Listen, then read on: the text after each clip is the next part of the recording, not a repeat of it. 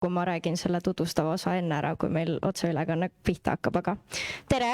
Meie oleme Progressiivne liikumine, Eesti esimene sõltumatu poliitiline noorteliikumine ja meil on väga hea meel, et te kõik siin täna olete kuulamas. Meil toimub sellel nädalal Tartu Pride'i raames 2 mõtteruumi, üks on täna ja järgmine on reedel. Täna räägime siis elust keset sood, mõtiskleme sellest, mis on üldse sugu ja kuidas see meie elu mõjutab. Meil on siin 3 väga põnevat panelisti täna, kes on kindlasti valmis väga head arutelu alustama ja neid tutvustab kohe varsti meie enda modereerija, meie enda toetajaliige ja kodanikuaktivist ja feminist Gea Kangilaski. Aga enne seda, kui ma lasen teil seda väga põnevat arutelu kuulama hakata, siis ma ütlen, et seal koridoris laua peal on ka meie liitumisavaldused. Nii et kui keegi tunneb, et see mõtteruum temas midagi sütitas ja ta tahaks meiega koos midagi teha ja meiega liituda, siis kirjutage sinna peale ja andke need meile. Aitäh! Ja sina olid Kris, ma igaks juhuks ütlen ka. Aga tere kõigile siin ja sealpoolt sood ekraanide taga ja need, kes päris palju arvuliselt täna siia kohale tulnud on. Et tutvustan siis meie paneliste. Meiega on siin Kadri Simm, kes on Eesti filosoof, eetikateoreetik, õppejõud Tartu Ülikoolis, tegeleb poliitikafilosoofia, feminismi, teaduseetika, moraalifilosoofia, õigluse, võrdsuse ja veel paljude teistegi teemadega. Me lehvite ka. Jaa.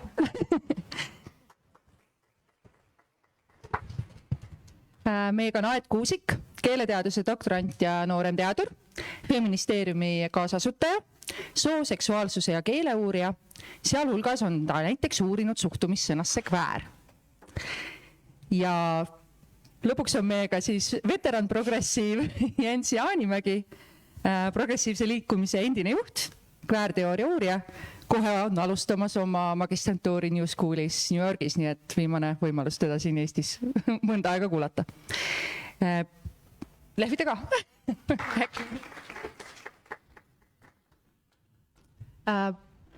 Väga siis minu jaoks hästi selline keeruline teema, temaatika, millest ma võib-olla tean üsna vähe, mistõttu ka mul on väga huvitav kuulata, mida siin kaasarutajad täna vastustena küsimustele või siis ka ise küsimusi esitades välja pakuvad.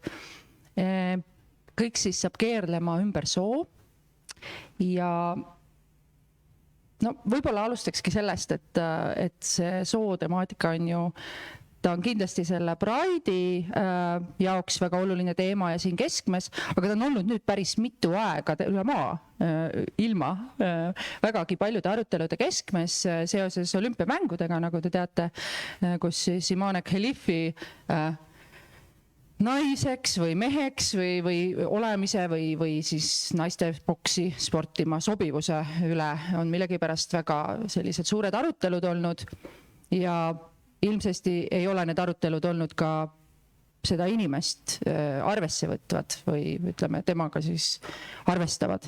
Ja ma tahakski alustada siit sellest, et millest me räägime, kui me räägime soost, et kuidas me võiks sellest üldse alustada? Kas see on bioloogiline jutt või see on mingisugune teistsugune jutt? Et kuidas teie ise sellele küsimusele vastaksite? Võib-olla ma ei teagi, Kadri, äkki sina? Ma mõtlesin taustaks võiks öelda nii palju, et ma tunnen natuke seda, et minu soo uuringute ja sooteaduse alased, minu sellealane lugemus on natukene ajast ilmselt maha jäänud, et sellest on omajagu aega möödas, kui ma kunagi seda õppimas käisin. Tol ajal oli see Kesk-Euroopa Ülikool oli siis Budapestis.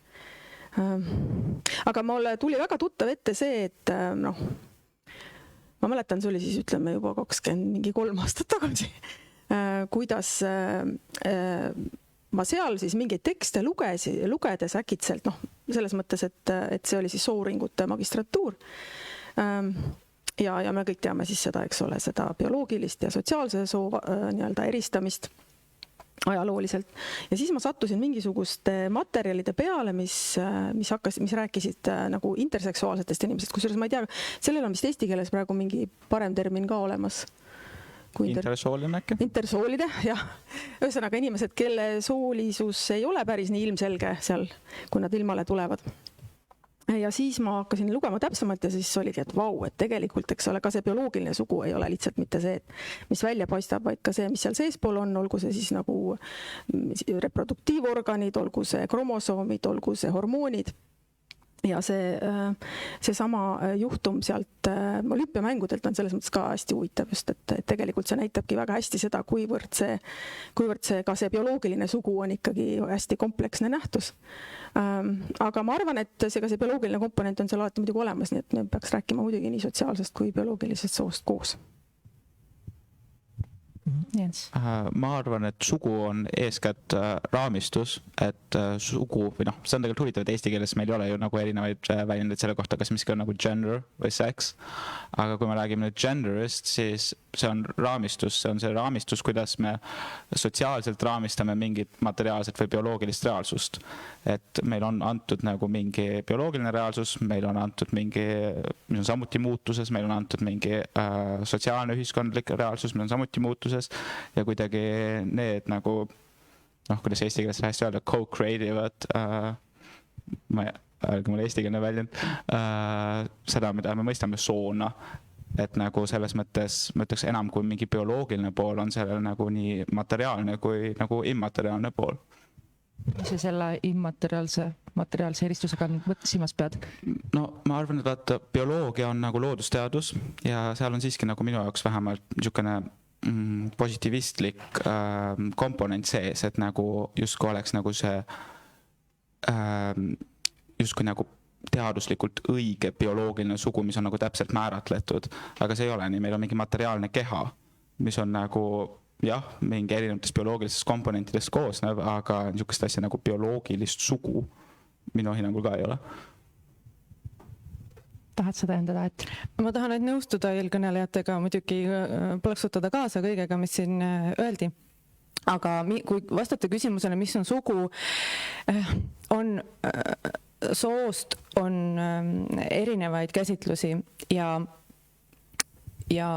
no kvääri uurimuse sees ka, soo uurimuste sees ka, kvääri teooria ja kvääri uurimus on olnud näiteks feminismiga, siis võib-olla siis, kui Kadri Simm seal õppis selles Kesk-Euroopa ülikoolis hästi sellistes viljakates, aga konfliktsetes dialoogides, kust on siis sündinud tegelikult palju uusi võimalusi, kuidas soost mõelda ja praegu tõesti on viimasel ajal sugu teemana olnud selline rünnakute objekt ja ma arvan, et praegu võib-olla ei ole ka õige aeg vastata küsimusele, milline nendest käsitlustest on kuidagi õige. Ma arvan, et mis on sugu, on hästi selline avatud vastustega küsimus, sest et meil on individuaalselt on meil igal ühel tegelikult oma mingisugune sooteooria, kuidas me nagu iseenda sugu mõistame ja teiste inimeste sugu ja kuidas me sooliselt maailmas ennast tunnetame ja mida see eneseväljendus meile tähendab, mida see identiteet tähendab, kui palju, mis meid mõjutab, milliste sõnadega me ennast kirjeldame, et jah, palju võib neid vastuseid olla, mis see sugu on. Ja ilmselt on ka tõsi see, et kui ka leitakse näiteks mingisugune uus kriteerium boksis täpsemate eristuste tegemiseks, siis see ei ole eristus, mis kehtiks kogu muule valdkonnale või valdkondadele. Ja olen keeleuurija, siis kommenteerin seda sõna sugu ka, et feministlikus kirjatöös kasutatakse ju tegelikult erinevaid sõnu nagu soolisus näiteks, aga minu meelest on see ikkagi päris hea eesti keeles, et ei ole seda eristust, mis viitab siis mingisugusele kehalisele reaalsusele ja siis sellisele positsioonile, grupile, kuhu me oleme siis üks või teine sugu on kuidagi ühiskondlikult asetatud, et see annab nagu võimaluse neid selliseid lääne binaarseid, duaalseid süsteeme natuke nagu lõhkuda või segadusse ajada. Ja ma tean, et võib-olla kirjutada on keeruline eesti keeles, kui seda kui seda sellist erisust ei ole või see ei ole selge inimestele, aga noh, mingis mõttes on see väga hea ikkagi. Aga läheme nüüd siia, me räägime just eriti Pride nädalal väga palju mittebinaarsustest, et justkui on siis inimesed, et on inimesed, kes on binaarsed, eks ole, ja siis on inimesed, kes on justkui mittebinaarsed, et kas tegelikult saab niimoodi rääkida või on see õige jutt või millest me räägime, kui me sellist eristust tegema hakkame? Et me väldime sellega nagu natuke soost rääkimist või ütleme, toome siis nagu sellised need mittebinaarsed kuidagi ühe sildi alla, aga milles see mittebinaarsus siis nagu seisma peaks sellisel juhul? No see on ju samuti siis nagu raamistuse viis ja selles mõttes ma natukene oponeeriksin sellele, mida Aet ütles, et selles mõttes seda võib käsitleda, kui positiivsed asjad Eestis puudub, nagu see dihhotoomia, aga samas see tekitab ka omakorda justkui seda diskursust, et see on nagu mingi läänest imporditud võõrkeha, et meil oli alati mingi ennastmõistetav, kõigile arusaadav arusaam soost ja nüüd, ma ei tea, tuuakse kusagilt mingi soosegadus kohale.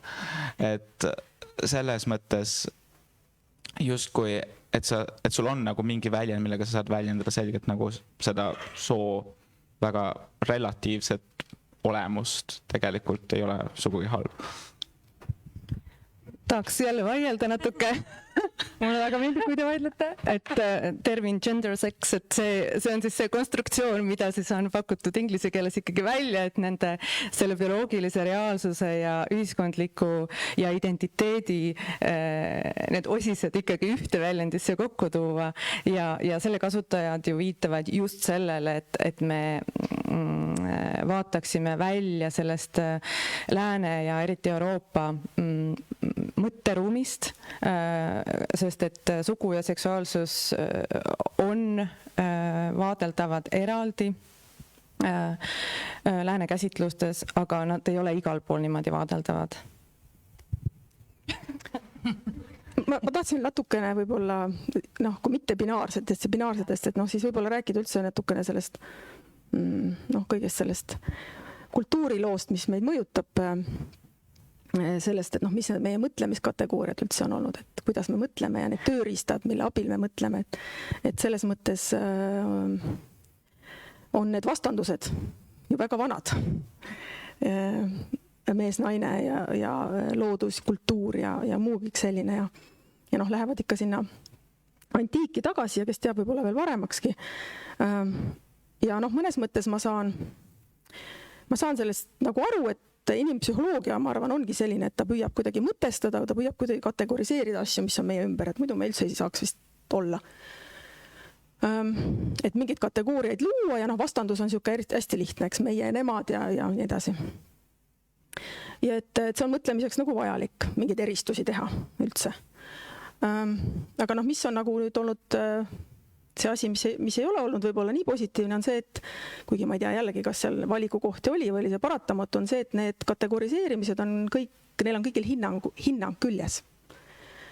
Et hea, halb ja passiivne, aktiivne, eks me saame aru, mis see konnotatsioon siin nagu on. Et need mõtlemise kategooriad, mis meil sealt antiigist juba tulevad, ongi, neid nähti loomulikena. Nii pidigi olema, aga nad olid ka mingisuguse väärtusega laetud, eks ole.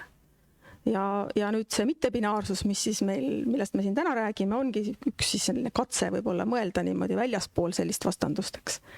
Öelda, et äkki saab ka kuidagi niimoodi, et meil on inimesed, kes ei taha paigutuda selle süsteemis ühele ega teisele poole ja tahavad asuda kuidagi väljaspool seda. See on nüüd eraldi küsimus, kas see on nagu võimalik olla kusagil vahepeal või olla väljaspool, et see on ka nagu erinev, eks. Aga ma arvan, et meil on näiteid küll, et saab välja sellest mustvalgest vastandusest ka teistest valdkondades kindlasti. Küsimus oli, et mis on mittebinaarsus ja kuidas sellest mõelda. Jah, siin on ka, inimesed mõtlevad sellest tõesti minu meelest hästi erinevalt ka jälle, et kelle jaoks see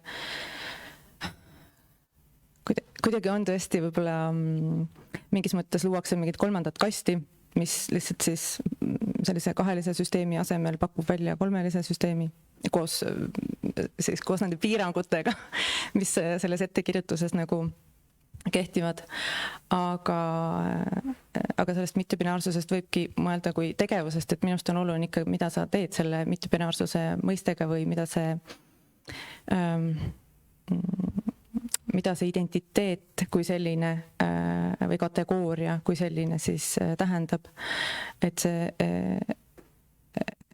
et kas see on mingisugune silt, mida kanda ja kuidagi mis siis võib-olla siis kirjutab ette reeglid, kuidas sa peaksid olema, milline välja nägema, kuidas rääkima, milliseid asesõnu inglise keeles kasutama, või siis ta on selline mõtteviis siis seista vastu nendele binaarsustele.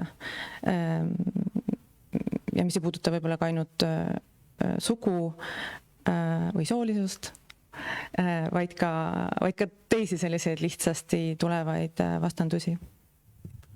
Enam kui mingi 3. kasti minu hinnangul just see mittebinaarsuse nii-öelda probleem on selles, et see justkui loob tegelikult uue dihhotoomia ehk selle 8 jaotuse justkui nagu binaarsus ja mittebinaarsus ja defineerib ennast nagu puhtalt ju negatiivselt läbi selle, et ta nagu eitab või nagu vastandub binaarsusele ja arvestades, et ma arvan, et nagu igasugune binaarne sookäsitlus iseenesest ei ole vaid problemaatiline, vaid ka vale, siis nagu selles mõttes ma arvan, nagu see väljend mittebinaarne nagu selline on juba üsna ebaõnnestunud, ehkki nagu ilmselt arusaadavatel põhjustel, kus see nagu tuleb. Et me elame ühiskonnas, mis justkui püüab nagu mingit binaarsuse fantaasiat luua ja nagu sellele vastandumine on loogiliselt siis mittebinaarsus, aga seda nagu mingi identiteedi kategooriana kinnistada, ma ei tea. Meil on tõesti vabadus, me kõik oleme aktiivsed agendid, me saame kasutada teisi sõnu, võib ju nimetada mittebinaarsust binaarsuse vabaduseks. Olen isegi seda sõna kasutanud. Just nimelt, et loobuda siis sellest, et öelda, et ma olen mitte mees või mitte naine või mida see binaarsuse silt ka endas kannaks, on minu küsimus nüüd see, et kuidas see on siis binaarsuse vabadus võiks olla, et mida ma positiivsena enda kohta öelda saan, lisaks sellele, et ma ütlen, et ma ei ole seda teist või teist, ma ei kuulu nendesse 2 kasti, mis on väga pikka aega olnud, vaid olen seal 3. Millega seda positiivselt nagu täita ja võib-olla me räägikski sellest nii-öelda soo paljususest või mitmekesisusest natuke lähemalt. Jah, et nagu lisanduseks sellele, mida Aet ütles, ma ei näe nagu, kuidas nagu binaarsuse vabadus nagu lahendaks ühtegi probleemi, mis nagu mittebinaarsusel on, sest see ikkagi samuti on ju see puhtalt nagu defineerinnast läbi millegi, millest sa oled vaba või mida sul ei ole. Ja siin ongi nagu, see jõuabki täpselt sinna samasse kohta tagasi. Et selles mõttes me kõik oleme binaarsuse vabad, sest sellist asja nagu mingid binaarsed sookategooriad nagu põhimõtteliselt ei ole, sa saad nagu pidada ennast selleks, aga selles mõttes, kui ma ei tea, ma pean ennast meheks, aga minu arusaam sellest, mis tähendab mulle olla mees, on väga erinev sellest, mis kellelegi teisele tähendab. Et ma arvan nagu see kogu binaarsuse või mittebinaarsuse dihhotoomia tegelikult ei aita kaasa ühelegi nagu kväär eesmärgile. Ma olen küll sellega täiesti nõus, tahaks ainult kaasa plaksutada sellele, tõesti. Et sellised vastandused on jah, tõesti ebameeldivad ja see toob ikkagi tagasi selle esimese küsimuse juurde, et mis on sugu ja et see on palju vastuseid, et see kväär ei ole ka ainult nagu mingi nunnu silt, on ju, et on ka selline mõtteviis, kuidas siis mõelda soost. Ja siinkohal ongi minu arust nagu just see, ma jälle jõuan sinna tagasi, miks on tegelikult oluline, et meil on gender ja sex, sest gender on see, mis nagu eelneb seksile. See tähendab gender nagu precedes sex. Gender on see, kuidas me raamistame seksi. Üks on nagu raamistus, teine on nagu selle objekt. Anname sinna vasakule sõna. Ma võiks siis nagu bioloogiafilosoofia vaatepunktist muidugi öelda, et seks ise on ka tegelikult sotsiaalne. Et kui me vaatame bioloogia ajalugu, siis seal on igast mudeleid, kaasa arvatud ühe soomudel, ühe bioloogilise soomudel, mis nägi naist siis lihtsalt puuduliku mehe kehana, kus on mingi viga või defekt sisse tulnud. SRI-geen on puudu. Mingi tähtis asi on puudu. Et selles mõttes jah, bioloogia ise ka muidugi ikkagi see, kuidas meie ühiskondlikult nagu näeme seda või interpreteerime seda inimese keha. Seega on see sotsiaalsus seal mõlemal pool nagu sees, aga huvitav küsimus on jah, võt see, et kui lõpuni on see nagu bioloogia siis nagu interpreteeritav ja valikute küsimus, et see on minu jaoks nagu huvitav, et kui paljud meist tunnevad, et me saame valida oma soo või et me valisime mingil hetkel. Et noh, kõik need uuringud, mis on tehtud, ütleme just nimelt nagu noh, nende intersooliste puhul, eks ole, kaksikute puhul ja nii edasi, noh, nagu viitavad just nagu sellele, et midagi on seal ajus, mis ütleb sulle, kuhu poole sa kuulud või kuhu keskele sa kuulud või sa ei leia seda kohta, aga et see, et ma nüüd valin, seda seal nagu on nagu natukene vähem. Kuigi noh, kahtlemata ühiskond, mis sinu ümber on ju tegelikult kontekst või taust sellele, et kas sa üldse saad sellise küsimuse esitada, eks, et see on ju ka väga hiljutine pigem lähemalt ja läänes. Jah. No hästi kiiresti tuleb siit just ju see jutt, et kuidas me sellises kontekstis räägime transinimestest ja kuidas see siia paigutub, et noh, et jah, ma kujutan ka ette, et mina näiteks, ma arvan, ma olen naine. Ja nagu sa ütlesid, see minu ettekujutus, milline naine ma olen, võib olla väga erinev sellest, kuidas keegi teine naine on ja noh, lähtuvalt sellest, kuidas mina seda interpreteerin, ma ka esitan ennast ilmselt teistsugusena, on ju. Aga noh, mul ei ole nagu selle valikuga, ütleme, raske elus toime tulla. Mõnel inimesel on oluliselt võib-olla raskem seda valikut teha, et kuidas ta on selle maailma suhtes.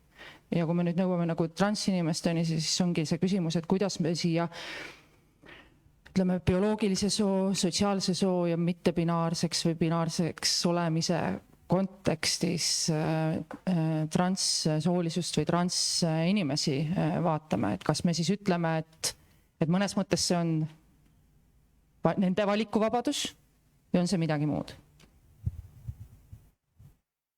Ei no muidugi nemad ise ikka teavad seda kõige paremini, see on ju selge. Et see teadmine peab endal olema aga noh, ütleme seevõrd, kas ja kuivõrd see seostub nüüd mingisuguste noh, ma ei tea, keha muutmise viisidega või elustiilid, see peab olema ka muidugi nende valik, aga noh, küsimus on jah, et kui palju ühiskond võiks seda toetada või siis mitte. Noh, kas või näiteks ressursside kaudu, eks ole, kui me mõtleme näiteks, ma ei tea, meditsiinisüsteemile või midagi sellist. Aga jah, ma arvan, et seda nad ikka ise teavad kõige paremini ja noh, selle üle see vaidlus juba käib, et kas keegi veel peab kinnitama, et jah, seda üle või mitte, eks. Kuidas me teeme kindlaks, et ta teab või et on selle valiku teinud? Aga sa saad ise aru ju, et kui minu käest keegi küsiks, et aga kui vana sa olid, kui sa aru said, et äkitselt selgus, et sa oled naine? Noh, ma ei tea, see on kogu aeg olnud nii. Seal ei ole mingi hetk olnud, eks sa oled seda teadnud kogu aeg. Ja noh, et jah, kuidas neid toetada?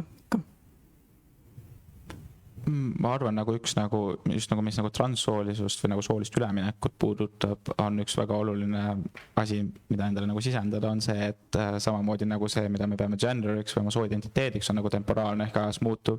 See on tegelikult ju meie bioloogiline sugu ka ajas muutuv ja sellega, noh, see ei ole mingi nagu bioloogiaga vastuollu minemine või midagi sellist ei saagi olla, sest noh, soolise üleminekuga paljuski sa lood ju uue bioloogilise reaalsuse, samamoodi nagu vananedes su bioloogiline reaalsus muutub, et noh, ka meie materiaalsed kehad on ju pidevas muutuses.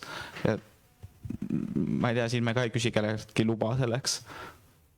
Ja võib-olla see sooline üleminek ja seda üleminekut toetav meditsiin, et noh, palju ta siis erineb üldse mingitest toimingutest, mida inimesed teevad oma välimusega rahule jäämiseks, et kas see binaarsus on siis ka siin niivõrd selge piiriga nagu tõmmata veel üldse. Aga jah, loomulikult selles mõttes, et sellises käsitluses, kus meil on hästi kindlad piirid sool, transinimesed loomulikult on soorikkujad, et nad tahavad teha midagi, mida on kaua aega sisendatud, alati on olemas olnud, aga kaua aega on sisendatud diskursuse kaudu, et ei ole olemas, ei ole võimalik. Et jah, ma just mõtlesin ka, et see on nagu kuidagi mõnes mõttes ju püüd siis nagu sellise suurema bioloogilise, noh, ütleme, täpsema või noh, nagu eristuse poole. Et võtta oma kehaga midagi ette ja sarnaneda siis sellele, ma ei tea, ka bioloogilise, noh, meil just kui nagu seatud selline ideaal, et milline see sugu olema peab, eks ole, ja selle suunas on ju. no igal transinimeste sooline üleminek võib olla nagu väga mitmekesine jälle, et kes tahab vastata püüelda mingisuguse ettekujutuse poole, mis on maskuliinne või feminiinne, aga mitte kõik ei taha seda teha. Ja, just, et kõik ei taha. Siin tekibki see küsimus, et võib-olla siin on ka vastuolu sees, et ühtede, ütleme, ma kujutan et on inimesi meie seas, kelle jaoks nagu sellised soorollid ja see ettekujutus, mis on üks sugu või teine, on üsna rigiidne ja siis on teised inimesed, kelle jaoks üldse seda ei ole, on ju, kui me räägime siin, kui palju, kui mittepinaarseks me näiteks kas või iseendid peame või suure ulatusega nagu oma sugu näeme. Et siin see ju väga palju, kuidas ma ütlen, inimene satub sellisesse rolli, et vastavalt sellele, milline ta ise tahab olla. Sellest sõltub see, et kuivõrd siis nagu sanktsioneerimana ta tunneb nagu teisi inimesi ja ühiskonda enda ümber. Et ma kujutan ette, et transinimesena, kellel on väga selge püüe kindla soostereotüüpse, ütleme, välimuse poole näiteks, on natukene lihtsam kui sellel inimesel, kes võib-olla üldse seda ei püüdle või kes tahab näiteks ollagi inimene, kes ei defineeri oma sugu. Ütleme, kui me niimoodi võrdleme võib-olla sellise varasema ühiskondliku suhtumisega või kuidas teile tundub? Ma arvan, et nagu see diskursus transsoolisuse ümber on nagu eos väga vale, sest nagu see arusaam justkui nagu keegi muudaks oma sugu või keegi muudaks nagu oma bioloogilist sugu on nagu vale. See, mis tegelikult juhtub, on see, et keegi läheb vastuollu selle sildiga, selle soolise sildiga, mida talle määrati sünnihetkel. Sama hästi võib, ma ei tea, selle raamistada niimoodi, et just kui ma ei tea, arst tegi vea, mis tundub nagu just nagu selle Alžeeria bokseri puhul, just kui nagu mõni inimene just kui väitvat, eks ju. Et sisuliselt fakt on see, et meil on määratud sünnihetkel mingi sugu, enamasti mingist binaarsest kategooriast, sellega kaasas käivad mingid ühiskondlikud eeldused ja ootused ja siis tekib küsimus, et kui kaugele ma saan nendest eeldustest või ootustest nagu minna, enne kui ma nagu neid hakkan täiesti lõhkuma ja siis just kui nagu sünnib see sild transsoolisusest, et nagu, ma ei tea, ma võiksin ka küsida, et kui feminiinne mees ma saan olla enne, kui ma muutun näiteks või mitte binaarseks. Tegelikult saab ka küsida seda, et kui meil on juba need inimesed, kelle sünnihetkel eksimise võimalus on suur, kas meil peab siis olema tingimata see 2 määratus kohe sündimise hetkel? Kas meil ei või siis olla inimesed, kelle puhul, ma ei tea, kuna on üsna ilmselge, et me ei saa neid täpselt määratleda, siis äkki me ei peagi määratlema?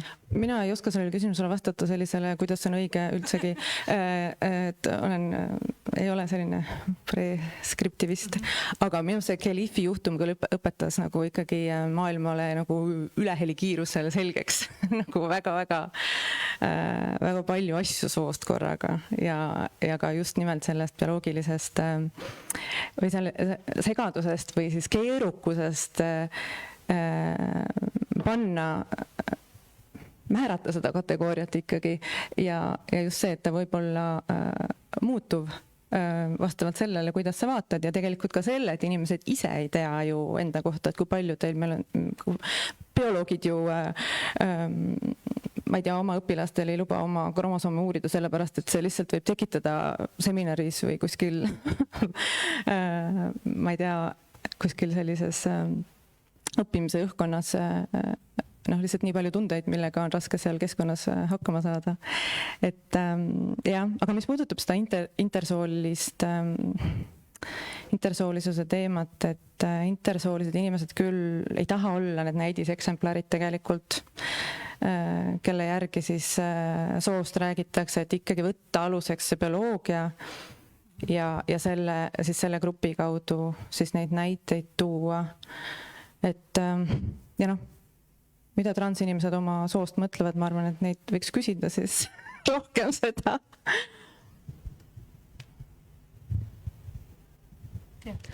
Ma lihtsalt mõtlesin, et täpsustan, et su küsimus oli nüüd see, et kas sa tahtsid küsida, et kas me üldse peaks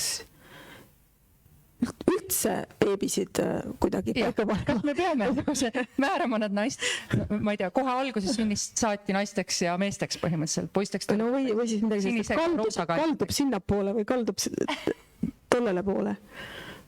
ma ei tea, ma arvan, et ju paljudele inimestele see ju sobib. Et miks me peaks ütlema, et nad ei peaks seda tegema. Et noh. Jah, eks need katseid võib ju teha ja on ka tehtud, eks, et mitte määratleda. Aga seda on muidugi õudselt raske teha. Eks me ise oleme lugenud mingid ajaleheartiklid, et kuskil keegi näed, mingid vanemad otsustasid, et ei teavitagi, et kas neil sündis poiss või tüdruk ja nii edasi ja katsuvad seda nagu lasta sellel inimesel veel sellel lapsel siis ise kuhugi poole kalduda või ise aru saada sellest. Ma arvan, et me saame lihtsalt paremini edasi elada niimoodi, et me laseme neid poiste ja tüdrukute ja maskuliinsuse ja feminiinsuse kategooriaid kõvasti lõdvemaks ja siis sa võid olla ükskõik milline ja mängida nukkudega ja olla poiss ja see on ka fine. Ma arvan, et nagu see küsimus nagu põhimõtteliselt läheb nagu veits nagu reaalsust mööda, et nagu see läheb paratamatult sinna nature-nurture diskussiooni, et nagu mis on nagu, ma ei tea, meie bioloogilise olemuse mõju meile, mis on meie kasvatuse mõju ja nii edasi. Aga tegelikult me elame paratamatult nagu soolises ja soolistatud ühiskonnas. Et see, et keegi, ma ei tea, võib-olla kasvatab oma last väljaspool soobinaari, ei kuidagi enneta seda, et see inimene nagu ikkagi kasvab ju soolises ühiskonnas. Ja paratamatult ma arvan, sellisel inimesel võib ka olla päris raske soolises ühiskonnas. Et ma ei hakka siin ka nüüd ütlema, et miski on õige või miski on vale, aga ma arvan, et selliselt põhimõtteliselt on nagu võimatu kedagi nagu soost eemale hoida tänapäeva ühiskonnas või aga, ma ei tea, lähitulevikus. Et lihtsalt kui sellisel juhul see jutt, et meil ei ole, me oleme siin täna korduvalt korra nüüd lava pealt, on ju, et ei ole bioloogilist sugu või me ei saa päris täpselt seda konkretiseerida, see nagu kaotab oma jõu mõnes mõttes, eks ole, sest et me jõuame kiiresti selle jutuni, et aga me ei saa seda paratamatult ignoreerida ja ta on nagu sotsiaalselt meil otsing selle bioloogilise soo järele on nii tugevalt sees, et peaaegu et võimatu vältida, et siis on pigem nagu see küsimus, et kuidas me teeme vähem kahju neile inimestele, kes ei sobitu sellesse. Jah, või mida me selle teadmisega peale hakkame, et kuivõrd oluline piirang või identifitseeriv faktor inimese juures on, et see võib olla lihtsalt, aga et sul on nagu sinised silmad ja mul on pruunid. Kas see määratleb midagi fundamentaalselt minu kohta? Ei. Ma tahaks ka lisada, kui ma kuulen midagi sellist, et bioloogiline keha ei ole oluline või et näiteks Butler ütleb, et bioloogiline keha ei ole oluline, siis ma ei saa aru, kust see tuleb, sellepärast, et sest ma ei tea, feministlikus diskursuses kvääriuuringus nagu ei väideta seda. Need lihtsalt räägitakse ikkagi sellest, kuivõrd palju neid käsitlusi bioloogiast mõjutab see sama fakt, et kui selle lapsele ei öelda tema ei panda soosilti, siis tuleb teda toas hoida. Et kui ta läheb ühiskonda, siis ta saab selle õpetuse sealt kätte, aga see ei ole võimalik. Me ei taha niimoodi kasvatada, on ju. Me ei taha niimoodi elada. Ja küsimus on ikkagi ainult selles, et mis on sinu siis see, lähme sinna binaarsusesse, et mis on see soosilt ja millist silti sulle meeldib kasutada iseenda kirjeldamiseks, et ükskõik, kas sa kasutad siis naine, mees või mingit silti, mis jääb sinna mittebinaarsuse kuidagi raamistusse, et ta hakkab vastu sellele binaarsusele, et see tegelikult ei tähenda ju midagi, sest selles mõttes ta ei tohiks määratleda, selle asja mõte on see, et see ei tohiks määratleda sinu väärtust, seda vägivalda, kas sa koged või ei koge, et asi on ikkagi selles ja bioloogia on väga reaalne asi ja see, kas ja seda loomulikult on võimalik muuta autorid Mackenzie Wark, Julia Serrano ja nii edasi, nad on ikkagi rääkinud, kuidas nad ongi muutnud oma bioloogilist sugu, seksi. Aga jah, küsimus on selles, et kuivõrd see määrab ära siis jah, kes see inimene on, kuidas teda koheldakse, kuidas ta positsioneerub ühiskonnas? Selle osas, mida Kadri ütles, ma arvan, et just kogu asja mõte ongi see, et sugu ei saa mitte kunagi olema midagi sellist, mis on nagu võrreldav silmavärvi või juuksevärviga, sest sel juhul me ei räägi enam soost, et sugu eeskätt ongi poliitiline kategooria ja ühiskondlik kategooria, mis määrab nagu mingid ühiskonna võimusuhteid ja nii edasi, et see ongi nagu see, kuidas sugu toimib, see on see, milleks meil sugu on. Ja ja siin ongi täpselt see, et see materiaalne ja see immateriaalne maailm on siin nagu niimoodi nagu seoses, et seda ei saa nagu mitte kuidagi nagu lahutatult diskuteerida, et poliitika on ju ka see, mida ma ei tea, diskuteerime siin kusagil või kirjutame, aga samas see on ju see, millega me püüame nagu reaalset ruumi, reaalset maailma mõjutada ja samuti on ju meie kehad nagu see, milles nagu väljendub või see, kus nagu ütleme, nagu see on nagu see koht, kus nii-öelda poliitika ja ühiskond mõjub meile nagu läbi vägivalla, läbi igasuguste kehaliste kogemuste, et see on nagu see first line nii-öelda. Ja aga probleemid ju tulevadki eeskätt just sellest, et sugu on nii poliitiline või et ta määrab selle hierarhia ja koha ühiskonnas, eks ole. Et ta ei tule, ütleme, võib ju öelda, et mingil määral tuleneb bioloogiast ka, et naised on nõrgemad või ma ei tea. Ei, no, aga see binaarsus tuleneb. Hormoonide tase määrab selle, kas sa oled tugev või nõrgem või tugevam vähemalt on ju mingil määral on ju. Aga see ei peaks ju tegelikult seda hierarhiat paika panema, et me ikkagi poliitikaga paneme selle paika. Aga just, aga see on natuke muna või kana diskussioon, aga selles mõttes see binaarsus tuleneb nagu sellest poliitilisest nagu justkui vajadusest selle binaarse süsteemi järgi, aga samuti nagu see poliitiline süsteem on üles ehitatud sellele binaarsele. Nii et selles mõttes just nagu kui me räägime juuksevärvidest, siis seal ei ole mingeid binaarseid kategooriaid, aga näiteks kui ma ei tea, me räägime mingitest, ma ei tea, lõunaosariikidest Civil War ajal Ameerikas, siis meil on binaarne kategooria must ja valge, ehkki ilmselgelt on rohkem nahavärve kui must ja valge. Et see tegelikult eeskätt ikkagi väljendab mingit võimudünaamikat. Ja see silmanäide oligi mõeldud sellena, et me ei pea seda praegu poliitiliselt oluliseks, eks ole, aga mingisuguses ühiskonnas see võib niimoodi olla. Ma siiski läheks natuke ikkagi bioloogia juurde tagasi. Selles mõttes, et kui me mõtleme, et see sookategooria on poliitiline, kahtlemata seda on, aga on ikkagi üks väike detail, et sünnitavad ikkagi vähemalt praegu ainult naised. Ja kui me mõtleme selle feministliku ajaloo peale ja selle peale, et miks seda naiste nii-öelda rõhutud olekut või teiseks olemist on siis proovitud nagu kuidagi mõista või põhjendada, miks see niimoodi on, siis see on otsapidi alati sinna jõudnud, et naised on need, kes sünnitavad. Ja see igasuguses ühiskonnas juba määratleb nende rolli mingis mõttes.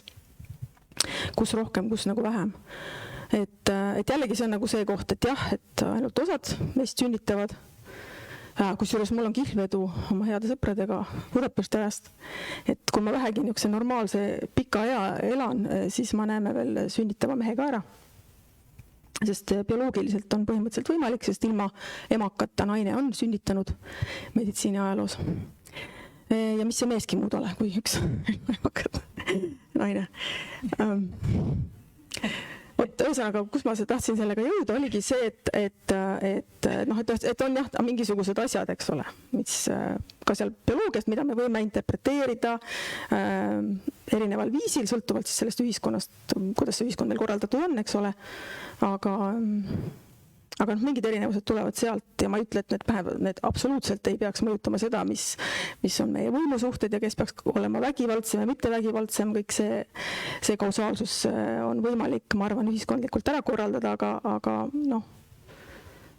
jah, ühesõnaga, see oli tagasivaade sellisesse feministliku ajalukku, ehk Simone de Beauvoir eriti see sümpaatne arusaam sellest, kuidas siis seal naine seal privaatsfääris lihtsalt tegelikult hommikust õhtuni rügab lihtsalt selle status quo nimel, eks? Et see köök oleks õhtuks puhas jälle ja samamoodi ja midagi kuhugi see ei vii, aga sa tööd ja teed. Ja avalikkuses sind ei ole, eks ole, seal sa nagu midagi, sealt sa endale tunnustust ja raha ja võimu ei saa.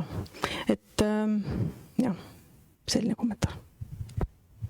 see sinu kihlveo tingimused ju põhinevad juba sellele, et sa arvad, et on mingi duaalne sookategooria.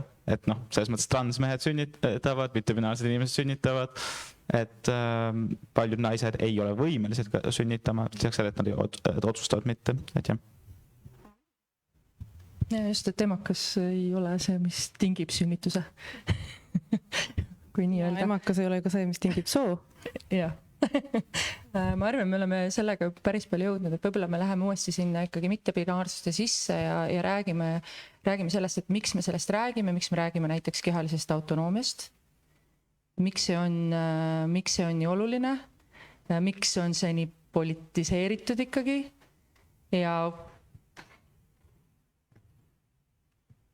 ütleme siis niimoodi, et miks on nii raske toetada kehalist autonoomiat? Ma arvan, et iga võimalik lähenemine transfoobiale jõuab nagu ühte samasse kohta tagasi, mis on nagu mingi hirm liigse vabaduse eest, et sa võid, ma ei tea, vaadata seda, kuidas mingi Vatikan põhjendab oma transfoobiat sellega, et justkui nagu võetakse nagu mingi osa nagu sellest divine creationist, nagu sellest jumalikust loomisest ära, mis on nagu justkui ainult nagu jumala õigus ja nagu inimene võtab endale sealt mingi vabaduse, mis ta tegelikult ei ole. Aga tegelikult ma ei tea, sa võid ka vaadata seda, kuidas mingid vähemalt ennast ise sookriitilisteks feministideks kutsuvad inimesed argumenteerivad, et justkui noh, ma ei tea, see liigne vabadus, mida sellega justkui nagu meestele antakse naiste ruumidesse siseneda, et see seab inimesi ohtu, aga lõppkokkuvõttes see kõik taandub selle, et kardetakse lihtsalt vabadust ja vabadus on alati olnud ohtlik poliitiline kategooria. Ja vabadus on alati ohtlik olnud siis mitte siis niivõrd sellepärast, et me saame väga palju mittebinaarsusi maailma, vaid et me saame väga palju inimesi, keda me ei suuda kontrollida, eks ole, ülevalt alla mingisuguste eesmärkide nimel. Et kui vaadata meie kõrval lähiriiki, siis seal on autonoomia ja vabadus väga piiratud, eks ole, inimestel, rääkimata, et LGBT inimeste õigused väga piiratakse ja see käib sellise autokraatse riigikorraga justkui, ma ei tea, käsikäes või ühte jalga kogu aeg, eks ole, või on käinud? Jah, see nagu on seal need puutepunktid või mingisugused paralleeljooned tõesti olemas, et tõesti, kui räägitakse sellest ma ei tea, naiste ohust, naiste turvalisusele, siis see paneb ohkama see küsimus küll, sellepärast, et tahaks ikkagi empiirikat teha sinna juurde ja siis ikkagi tahaks näha sellist võitluslikkust siis nende vägivaldsete meeste suunal rohkem, mitte siis vormistada mingisugune grupp ohuks lihtsalt sellepärast, et nad ei meeldi või nad on ootamatud või nad ei ole ilusad nende kriitikute meelest või nad tegelevad vale alaga või nad tulevad toast välja või mida iganes.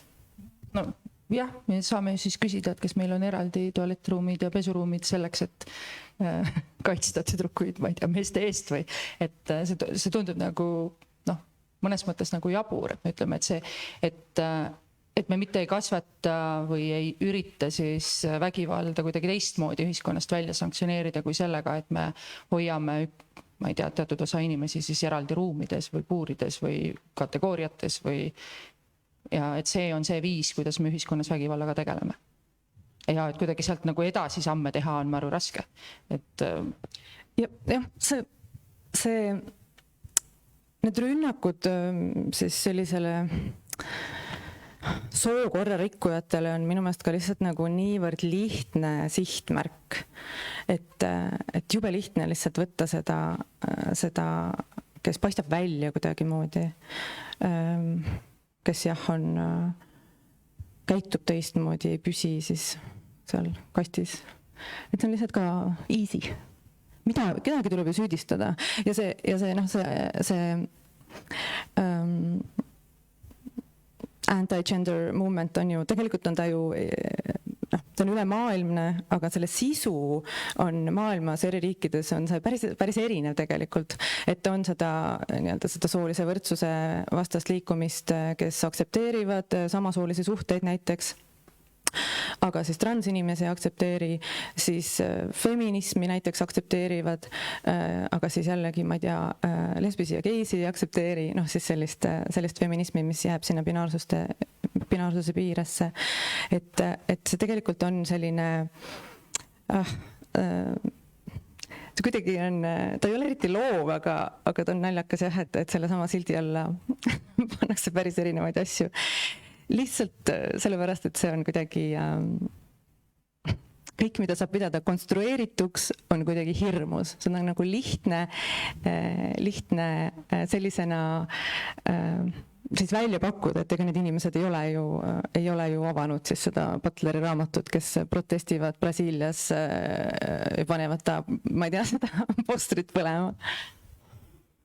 Jah, et nagu selles mõttes, nagu Butler, kusjuures ise ütleb, on ju gender, niisugune stand-in, niisugune fantasm, nagu ta ütleb, niisugune nagu justkui kummitus, mis kummitab meid ja mis on nagu nii üle defineeritud, et see saab nagu kõike olla. Et ma ei tea, Vatikan ühes ja samas pressistatementis võrdles siis genderit ja sooideoloogiat, milleks nad seda nimetavad, nii mingi Hitlerjugendiga, kui et nagu see on mingi liik kapitalismi tulemus, aga samas see on ka nagu eos väga kultuurimarksistlik, et noh, see on kõik korraga.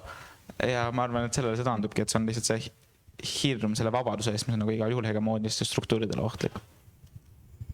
Nojah, see on, kui ajalukku tagasi vaadata, siis on alati olnud mingid grupid, eks ole, kelle peale on saanud need hädad, kelle kaela on saanud need hädad ajada, et see on lihtsalt ka hirm nagu selle sees, et see, kuidas meil on mingid mõtlemiskategooriad, meil on mingi ühiskondlik korraldus ja siis see, mis nagu seda, inimeste arvates, eks ole, nagu ohtu seab, eks ole, see on nagu selline, ma ei tea, kaitserefleks või midagi sellist. Mõnes mõttes, ütleme, et kui inimesed teadmatusest sellist hirmu külvavad, siis ma veel kuidagi suudan mõista seda, aga just, et kui ma vaatan sinna feministide poole, kes seda selle sildi all külvavad, et öeldes, et kardetakse vägivalda või midagi sellist, et siis see tundub nagu selline iseendale nagu vastutöötamine, et ühelt poolt peaks ju püüdlema ikkagi just sellise vähem sanktsioneeritud vabama ja sealhulgas vägivalla vabama ühiskonna poole, aga kuidas siis kujutatakse ette seda vägivalda teostades saavutatavat? Kusjuures huvitav koht on ka see Judith Butleri kõige viimases raamatus, kus ta just esitab selle küsimuse ja ütleb justkui, et nagu mida päriselt kardetakse seda fallost ruumis. Et justkui lihtsalt on jõutud selleni, et selle asemel, et fallos on mingi vahend või meie sugelne mingi vahend, millega seksuaalset vägivalda toime pannakse, muutub see justkui nagu selle põhjuseks. Et see on kuidagi lihtsalt ülelihtsustus.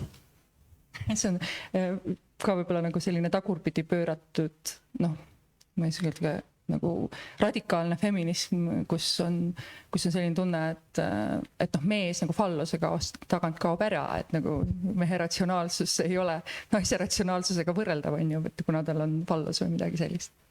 Aga jah, ma näen, ma võib-olla ei taha selle importimisega siin tegeleda, sest et just ma tean, et me elame loomulikult nagu maailmas, meil on kõik need toredad mõtted on ju olemas, on ju telefonis, aga ma Eestis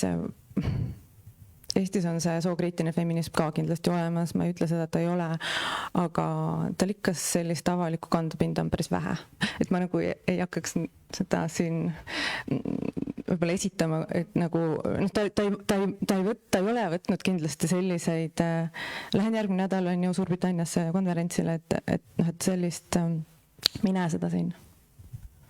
Ja selles mõttes võib-olla selle sookriitilise feminismi jutu lõpuks ma lihtsalt ütlen, et probleem sookriitilise feminismiga vähemalt loogilises mõttes minu jaoks ei ole, ma ei tea, see, et ta on kuidagi inimvaenulik või transfoobne, seda ta on niikuinii, aga küsimus on nagu, kuidas ta saab olla feminism, sest esiteks puudub justkui nagu see, kui nad nimetame sookriitiliseks, on küsimus, et nagu, kus on siin see kriitika, et tegelikult peeta siin mingit kriitilist diskussiooni soo üle ja teiseks nagu, kui sa arvad, et sugu on niisugune muutmatu, universaalne, positiivistlik kategooria, siis nagu, mis see feministlik võitlus nii-öelda üldse veel on, et selles mõttes, kui kõik on nagu niikuinii kindel ja sugu on nagu iidsetesse aegadesse alati olnud muutumatu kõikides oma funktsioonides ja rollides ja väljendusviisides, siis nagu, no, siis ei ole mingit feminismi.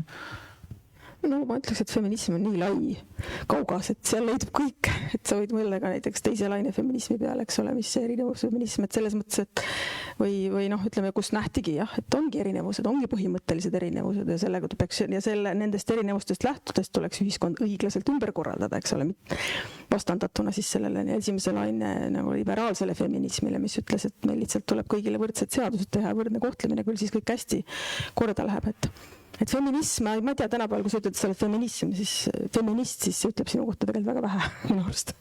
Sest see on tõesti üks hästi lai, hästi põnev valdkond, aga kus on väga palju ka vastuolusid ja mis on fine, tore. Väga hea, et on. Jah, on ilmselt hea, kuni see teoreetiline aluspõhi on endale selge, aga mulle tundub, et no, kui kas või vaadata taaskord seda boksi ja üle käinud arutelu, eks ole, siis väga selgesti kasutatakse selliseid nii-öelda kriitilisi siis teooriaid nii-öelda valedel eesmärkidel või no ütleme ka ma ei tea, teadlikult siis masside mudimiseks ära. Ma ei tea, jah, see ei olnud kriitiline. See jõudis kiiresti Eesti meediasse, ma sellepärast ütlen, et kui sa ütled, et see ei ole Eestis kohal, siis võib-olla ta ei ole kohal nii-öelda feministidena kui sellistena, kes nagu nii-öelda oleksid kehaliselt siin olemas ja eestlastena sellist feministi kehastaksid. Aga need teooriad on täiesti meil olemas. Mida ma öelda tahtsin on see, et selles vestluses ju see ei olnud feministide vaheline vestlus, et see oli mingisugused purtsatused kontrollimata meediast, et see ei olnud feministlik diskussioon. Feministlikku diskussiooni nagu ei peeta tõesti niimoodi. Aga jah, noh, selles mõttes on sul õigus, et meil lihtsalt on väga palju inimesi, kes arvavad, et neil on raamat läbi loetud ja neil on teadmised hangitud ja ei ole vaja enam oma teadmisi täiendada. Et ma ei tea, kuidas tahaks süstida inimestele enesekindlust, aga natuke kuskilt ka maha võtta vahel. Selle Kadri jutu jätkuks, jah, feminism on nagu nii lai, et see ei ütle justkui väga palju sinu kohta, aga mul üks asi, millele põhimõtteliselt saab igat vormi feminismist taandada, on see, et see on siiski mingi teatud kriitilisus soosuhete osas. Ja kui sa usud, et sugu on midagi täiesti muutumatut, sellega loogiliselt ju järeldub ka, et soosuhted ja nii edasi on midagi täiesti muutumatut ajas ja nii edasi ja see on kõik nagu bioloogiliselt reaalsed. Ei, aga ma ütlen, nagu see on see, mida nagu mingid niinimetatud sookriitilised feministid järeldavad sellega, et nad eitavad sugu, siis siinkohal nagu tekib tõesti see küsimus, et mis see feminism enam tähendab. No jah, kas nad kummutavad iseennast, on ju, et selles mõttes. Et nagu jah, et nagu miks nad üldsegi arvavad, et nad on feministid? Ei, sellega ma olen täiesti nõus, jah, muidugi, et see kriitilisus ja siis just nimelt selle nii-öelda nõrgema positsiooni kaitsmine on ju olnud ajalooliselt ikkagi see, millega feminismi on seostatud, jah. Vaatame siit edasi. Mulle tundub, et me hüppame neist küsimustest niimoodi kiiresti üle. Me peaksime võib-olla rääkima, me räägime nagu ainult, praegu oleme rääkinud soost, hästi põgusalt seksuaalsusest, aga võib-olla kuidagi nagu tuua see seksuaalsuse pool ka siia ja rääkida, et kuivõrd see on nagu oluline selle soojutu kontekstis. Siis Eestis ja et kas öelda, et kas me saame, ütleme praegu me oleme vist rääkinud niimoodi, et me ei tee väga nagu sellisel seksuaalsel ja soolisel soovabadusel nagu vahet, kas siin peab tegema vahet või ei pea tegema vahet?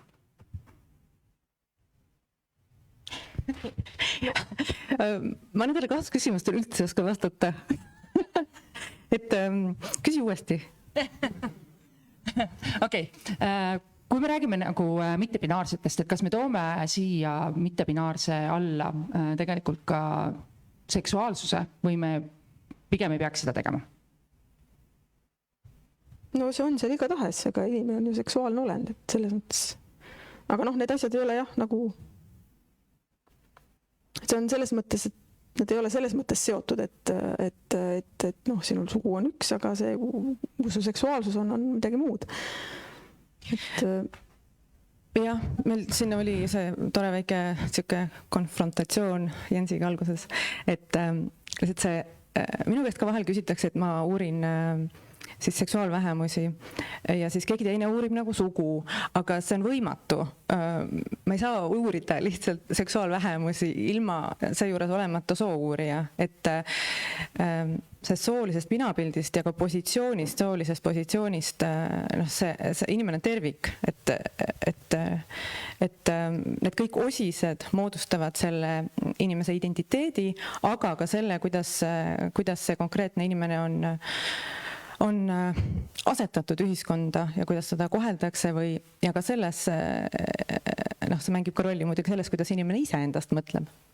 Et inimene on ju diskursiivne olend ja tõesti see info enda kohta ju me korjame selle üles selle info keskelt, kus me oleme ja sobitame selle kuidagi enda minaga ja see ikkagi on põimunud, see sugu ja seksuaalsus, ma mõtlen just sellise minapildi mõttes, et mul on raske vaadata neid kuidagi hästi kunstlikult nagu lahutada ja kui rääkida nendest sellistest sugu murdvatest kategooriatest väljaspool siis seda Euroopat või ma ei tea, ingliskeelset maailma, et siis seal see transkategooria vaadatuna ainult soo kaudu, et see väga paljudes sellistes käsitlustes see toimi ilma seksuaalsuseta, et see seksuaalne just see desire või siis need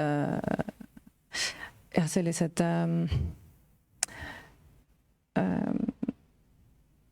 just see selline see partneri sugu või see ihaldusobjekt, et see on selles soo juures nii oluline paljudes käsitlustes. Kui mõelda nüüd nagu väga lihtsustatud kategooriat, siis tulebki sellest väga selgelt välja, et igasugune katsetus sugu ja seksuaalsust nagu eristada paratamatult viib mingi tautoloogilise ringini, sest mis määrab sinu seksuaalsust? Ühelt poolt see, mis soost sa oled, teiselt poolt, mis sugu sulle meeldib. Kõige kergemal mõeldaval viisil see tähendab, et ühelt poolt justkui nagu sugu on selle seksuaalsuse objekt, aga teiselt poolt nagu seksuaalsus on selle soo või sugu on seksuaalsuse eeldus. See tähendab, et justkui nagu see on nagu jälle niisugune muna või kana diskussioon, aga kas need, kes on väljaspool nii-öelda seda binaarset süsteemi, kas nemad ka arvaksid nii, et sugu on seksuaalsuse eeldus, kas nemad on siis, kui nad ei tunnista, et nad on mingist soost näiteks, et missugune teoreetiline positsioon see võiks siis olla või kuidas sealt see? Kui ma näiteks olen biseksuaalne, siis selles mõttes, kui palju mul seksuaalse eneseväljenduse või selles mõttes vähemalt, et kes mulle meeldivad, siis see sugu oluline on. Jah, see on ju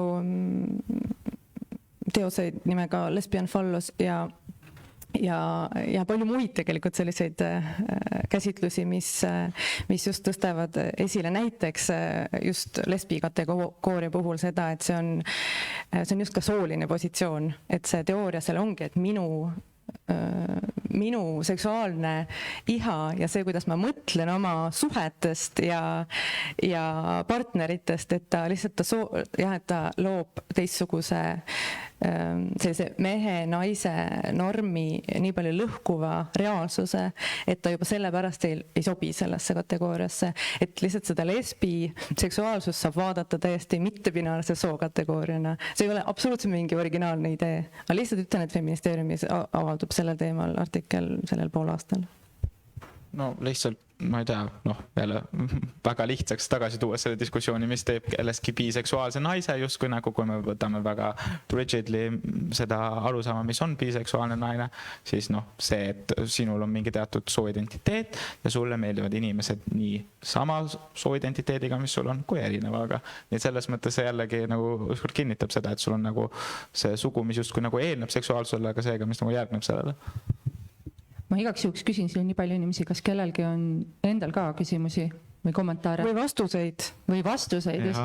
Tõstke julgelt käsi ja tule siia, ma annaks sulle mikrofoni ka kätte. Tuleb mikrofon sealt poolt, väga hea. Ma võib-olla mittebinaarse inimesena, kes on dating appides, ütleks nii palju, et kui inimene tänaval, ma kohtun kellegagi, kas või äpi kaudu, ta näeb mind, siis minu jaoks on ikkagi oluline see, kas ta vaatab mulle peale, ütleb, ahah, sul on seal kirjas mittebinaarne, aga ma näen, et sa oled naine, või ta suudab enda peas ikkagi nagu selle naisesuse minust eraldada.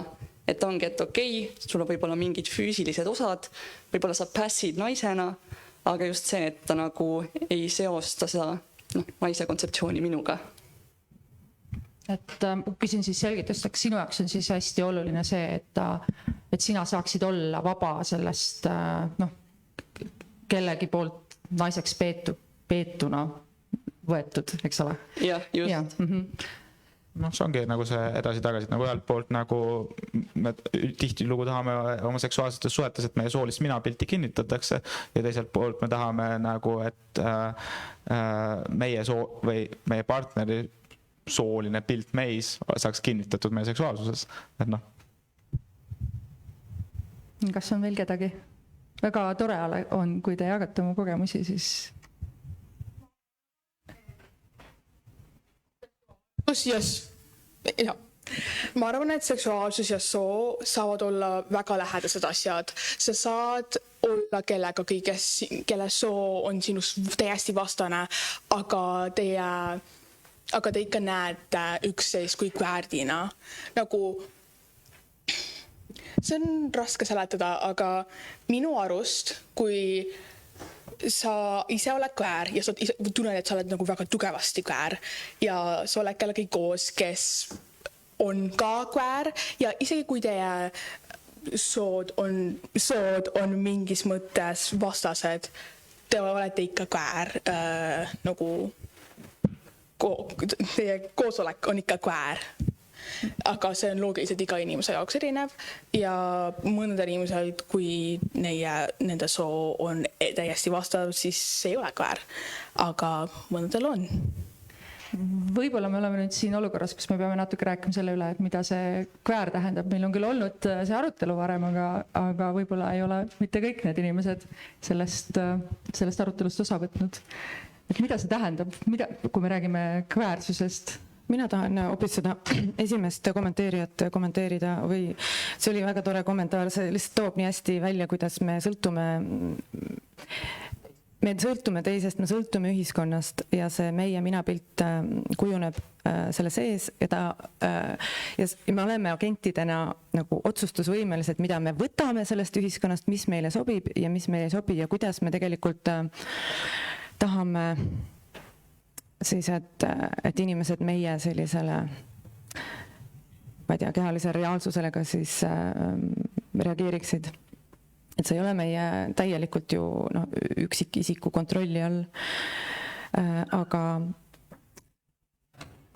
jah, selles mõttes see toob sellise materiaalsuse nagu tegelikuks.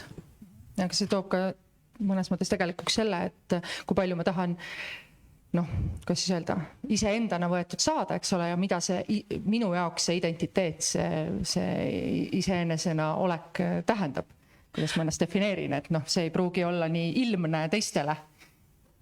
Jah, et sellise vestluse normaliseerimine on hästi, või võiks olla selline eesmärk sellel teemal uute tutvustega, aga mis on kväär, mina ei tea.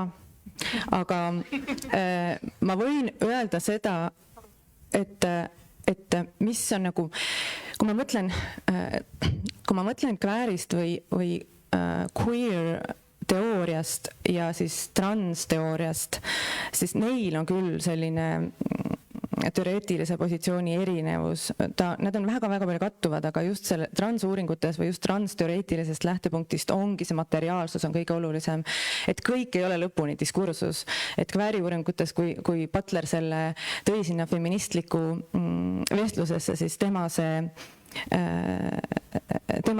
mõte ei olnud see, et kas sugu on olemas või mitte, vaid et kas saab olla feminismi ilma subjektita, ehk siis kas saab olla feministlik ilma olemata suunatud naistele, ükskõik kuidas me siis seda naist defineerime. Ja see on siis selle kvääriteooria, et kväär on selline läbini diskursiivne, aga trans on väga-väga selline rohkem selline suunatud kindlale kogukonnale, mis on ka väga lai, et seda on ka raske defineerida, aga just see kehaline reaalsus saab nagu hästi oluliseks. Aga kvääri defineerida, seal on tõesti nii palju mõtteid oli inimestel, ma kirjutasin sellest sõnast artikli keelde ja kirjandusse, et hästi laialt mõeldakse sellest sõnast ja minule oli see kuidagi väga positiivne, oli seda näha, et see LGBT kogukond on väga-väga mitmekesine selline tõesti arvamustelt ja ka enesepositsioonilt ja nii edasi. Et ei saa öelda, et on kuidagi väga ühtemoodi. Ja, siin on veel üks. Ja, tule. Nii põnev diskussioon on olnud. Tegelikult ma tulingi siia põhimõtteliselt selle küsimusega, et kuidas kasutada sellist õiget, tundlikku, inklusiivset keelteks. Ja just hiljuti ühe sõbra kommentaari peale, kes ütles, et ma üle kasutan mõistet kväär oma keeles, siis ma lugesin selle kohta ja sattusin siis Aeti artikli otsa keeles ja kirjanduses. Väga äge artikkel oli ja eriti meeldis mulle peale selle kvantitatiivse osa, seega see avatud küsimuse osa, kus siis tuleb see, mis tähendused siis on sellele sõnale selles kogukonnas ja päris kena valim oli ka. Nii, crushimisest lähme edasi, on ju. Et mis võib-olla esimeses pooles mind mõtlema pani, oli väga huvitav, võib-olla ma sain kuidagi valesti aru või lihtsalt ei püüdnud mingid hoovusi kinni. Et siis, kui te rääkisite sellest, et kas on vaja sellist mittebinaarse nagu määratlust nagu keeleliselt, et siis te kuidagi vahepeal jäite sinna, et tegelikult ei meeldi see mittebinaarse määratlus, on ju. Ja võib-olla siin vahelugu on see, et kui ma 2 aastat tagasi kirjutasin enda kraaditööd hoopiski kasvatusteadustes ja tegelesin identiteediteooriaga, siis mu mõte nagu läks uitlema ja kuidagi jõudis selle identiteediteooria kaudu sinna, et kui vajalik on tegelikult selline täpne, hea, omakeelne nagu sõnavara, on ju, selliste teemade jaoks. Mina tol hetkel siis uurisin mitmekultuurilisust, on ju, ja sellist dialoogilisust ja ühiskondlikke protsesse, sest et muidu kui sellist omakeelset sõnavara pole, siis me ei saagi võib-olla nagu kuidagi kaugemale sellisest võib-olla täna enam denialis ei ole, eks, sellises eituses, eks, aga kindlasti me oleme minimeerimises ja osad inimesed isegi selles kogukonnas, mul on selline tunne natukene ka minu sõprade seas, kes võib-olla ei ole osa kogukonnast, on sellises relativistlikus etapis, on ju, et kõik on armastus ja meil ei ole vajagi rääkida sellest, on ju, meil on vaja rääkida sellepärast, et see on, kui me tahame elada sellises heas võrdväärses ühiskonnas, siis nagu sul on vaja tegelikult mingil moel keeleliselt luua need kategooriad selle jaoks, et see diskussioon nagu liiguks sellest eitusest põhimõtteliselt sinna aktsepteerimise ja siis selle integreerimise suunas. Et põhimõtteliselt minu küsimus ongi see, et kuidas mingid inimesed nagu mina, kes tahavad täiesti hingest oma valdkonnast kogukonda toetada, tahavad olla võib-olla mitte eeskõnelejad, aga sellised tundlikud kuulajad ja kaasaaitajad, et kuidas me selle õige keele leiame, et kas minusugustel on nüüd see koht kaasa kõnelemisel või on see, et võta istet ja kuula, on ju ainult, et jah, ühesõnaga see kvääri asi oli mul niikuinii hingel väga hea, see tuli juba jutuks natukene, aga aitäh. Et kuidas leida seda kaasavat keelt või kes peaks kaasa rääkima? Mina olen küll sellisel seisukohal, et kaasa rääkima peaksid kõik inimesed, et ma ise kasutan enda kohta küll sõna mittebinaarne, aga me oleme siin liiga palju teooriat lugenud ja meile lihtsalt meeldib nagu siin natuke nagu õiendada üksteisega, lihtsalt puht sellisel teoreetilisel tasandil. Aga noh, see, kuidas inimesed ennast sildistavad, mis tundub neile omane, see nagu seda luuakse selles pidevas keelekasutuses ja ega neid sõnu eestikeelseid, need on hästi tõlkelised on ju kõik need sõnad, need on tulnud eesti keelde ikkagi teistest keeltest. Ja valmis see sõnavara ei ole, aga sa ei saagi kunagi valmis, et ta ei saa inglise keeles ka kunagi valmis. Ja hästi palju on ju vestlusi ka teemal, et miks need sõnad nii tihti muutuvad ja miks nad nii keerulised on ja ma ei tea nende sisu ja minu meelest see ei ole iseenesest probleem, see on lihtsalt võib-olla küsimus, et miks nad siis muutuvad, et mis nagu tingib seda, et see muutub, et sellesse mina vaataks ka pigem nagu avatult, et see ei pea olema ka selline probleem, muidugi see vastust ei anna sellele küsimusele, et mida teha, kuidas rääkida kaasavalt, aga mina ei ole ka selline inimene, kes mõistaks hukka mingisuguse ühe sõna valesti kasutamise peale. Ma tean, et see on ka võib-olla kerge tulema võib-olla kelleltki, kes on ka võib-olla kogenud seda liiga palju, aga ma pooldan jah pigem nagu rääkimist ja möödapanemist, aga siis ikkagi edasi rääkimist. Võib-olla selline avatud rääkimist siis, et kui me kogu aeg, ma ei tea, inimesed kogu aeg tegelevad identiteediloomega ja otsivad, kes nad täpsemalt on ja võib-olla tahavad nimetada või ennast kuidagi leida seda kogukonda, nagu sa ütled, tuua väljastpoolt sõnu juurde. Et see on täiesti okei ja selles mõttes me ei pea inimesele peale vaadates aru saama, kuidas ta eelistab, et me teda nimetame, on ju. Küsimus on, et kuidas me viisakalt küsime, kuidas ta tahab nimetatud olla või ma ei tea, mingisugune selline, mis laadi see vestlus üldse meie vahel olema peaks, et milline see empaatilisus on. Mina ikka väga tahaks selle vestluse et meil on mingi probleemne grupp nii-öelda. Meil on siis see probleem, transprobleem on ju. Meil on LGBT probleem. Ei ole meil selliseid asju nagu transprobleem. Meil on kõik inimesed kasutavad erinevaid. Ma tahaks nagu nagu mu unistus on see, et kõik inimesed räägiksid, et ei oleks neid ette antud vastuseid nii palju. Feministeerium võiks teha selle teemalise sõnause. Ootan artiklit sellel teemal. Sõnaus on see, et meil on defineerimist eestikeelset vastet ajavad sõnad. Ma arvan, et tore on, kui me eestistame hästi palju sõnu, aga lihtsalt mu küsimus on pigem see, et kas me peamegi taotlema täiust, et me oleme nüüd kõik ära nimetanud, et ma arvan, et see on võimatu, et seda eesmärki ei saagi seada. Keel ei saa valmis lihtsalt ka. Ma hea meelega vastaks siiski ka selle küsimuse teisele poolele, et nagu see agentsuse küsimus, et kas nüüd on mingi see, et istu maha ja kuula, et ma arvan, et see niikuinii põhimõtteliselt ei ole võimalik. Et nagu jälle juba praegu see meemiväärne lause, me elame ühiskonnas, siis me elamegi soolistatud ühiskonnas ja seni, kuni sa nüüd tõesti nagu elu lõpuni suud kinni ei hoia, siis sa kõneled ju ikka soolistatud ühiskonnas ja sellega sa ju lood juba seda soolist keelt paratamatult kaasa. No ja lõpuks ka see, et kui teame, kui kaasavast ühiskonnast me siis räägime, kui me ütleme, et tegelikult keegi on kuulaja ja keegi on rääkija, et ma saan nagu aru, et see on mõnes mõttes selline nagu võimestav positsioon või et me ütleme, et me anname sellele teisele poolele, kellele me oleme vähem andnud võimalust kõneleda, praegu võimaluse rohkem kõneleda, aga sellise kaasavama ühiskonna poole liikudes me peaksime ikkagi rohkem rääkima sellest, et kuidas me tegelikult vestleme ja suhtleme oma vahel, on ju. Oota, mida sa mõtled selle all, et kellele me rohkem anname sõna? No selles mõttes, et selge see, et meie ei saa olla need, kes defineerivad teisi inimesi, on ju, inimesed peavad ennast ise defineerima, et selles mõttes peaks olema justkui alati rohkem võimalust siis enda kohta asju öelda inimesel endal. Mina vaatan praegu hästi suuri tekstiandmeid, mis pärinevad 90-ndatest kuni tänapäevani ja ma uurin sõnakasutust ma uurin sõnu nagu homo, lesbi, gei ja vaatan, mis teemad nendega seostuvad. Ja lihtsalt see puudub peaaegu täielikult see inimeste LGBT kogukonna enda hääl, seda on seal nii vähe.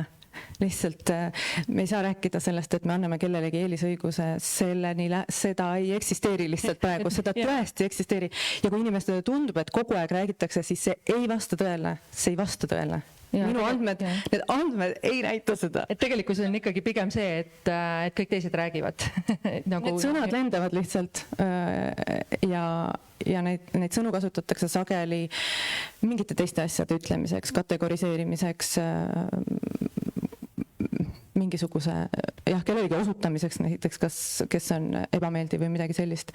Et me ei saa mitte kuidagi öelda seda, et me räägime hästi palju LGBT kogukonna inimestest või nende tegelikust elust.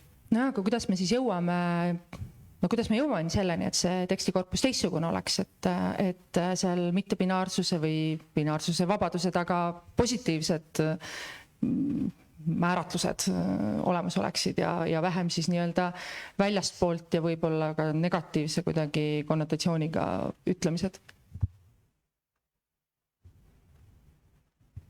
Siin on meil kõigil võimalus ise maailma muuta, alates iseendast on ju kõik, kes me siin oleme, ma arvan.